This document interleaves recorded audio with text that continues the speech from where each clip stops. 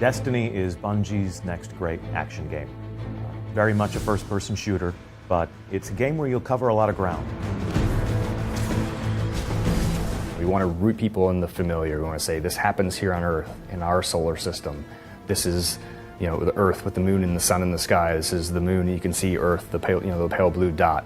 And then we want to throw a bunch of crazy stuff at them. Everything feels really tight and responsive, but then there's things that they might not be used to yet, like the vertical movement modes, like double tapping the X button is going to give you, your class has a unique ability, whether it's lift for the Titan, double jump for the Hunter, or glide for the Warlock.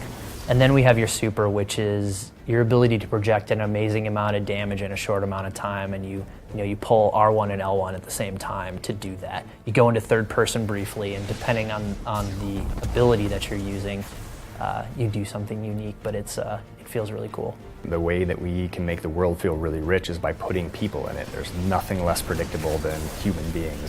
We're bringing together gamers as guardians of the last safe city who will meet each other in chance encounters. They'll be on their own adventures, and where their paths come together at a crossroads, there will be these fascinating events where they'll fall under attack by even larger groups. And you can join in simply by firing a shot into the fray, or you can ignore it. If you're on a story chapter, you can sort of go on your merry way. But they're just sort of really cool spaces in the world where players can collide, socialize, see each other. When I'm upgrading my character, I'm not just browsing a series of menus and pushing buttons. I'm in a public marketplace where everyone has come together to see how they can become legend, or to observe things that are special about each other and have that bloom into a conversation where they're going on a mission together to go and capture those things for themselves.